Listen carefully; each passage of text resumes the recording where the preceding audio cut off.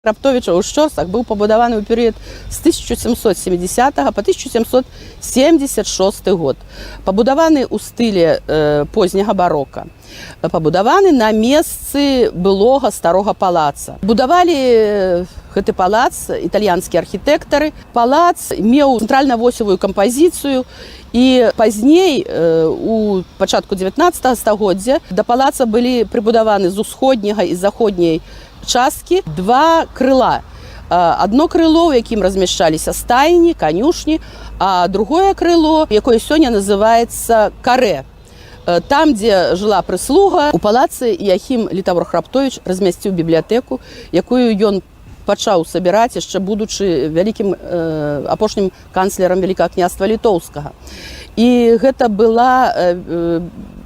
быў збор, у якім знаходзілася на пачатак 20-го стагоддзя, па некаторых дадзеных, каля 20 000 тамоў. І першапачаткова сам палац стаў месцам, дзе збіраліся прагрэсіўныя вучоныя таго часу, выкладчыкі і студэнты Віленскага універсітэта.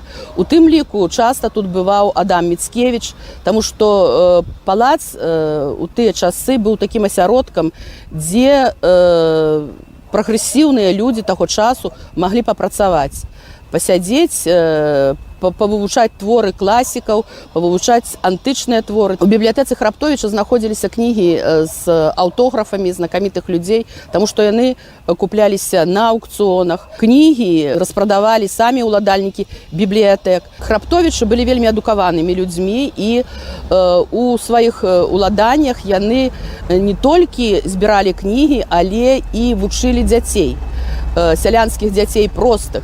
Яны арганізавалі ў ваколіцах, у Шчорсах школу, якая працавала па сістэме англійскага педагога Ланкастера, і дзе навучаліся дзеці простых сялян. І там яны не толькі атрымлівалі адукацыю, але і сельскагаспадарчую спецыяльнасць. Вельмі часта у бібліятэцы Храптовіча бываў Адам Міцкевіч, а таксама яго сябар Ян Чачот, які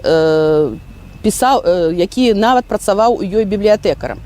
Адам Міцкевіч часта прыязджаў, калі быў студэнтам Віленскага універсітэта, і ён тут нават пісаў паэму «Гражына». Палац быў пашкоджаны у час Першай сусветнай вайны, таму што праз Шчорсы праходзіла лінія фронта.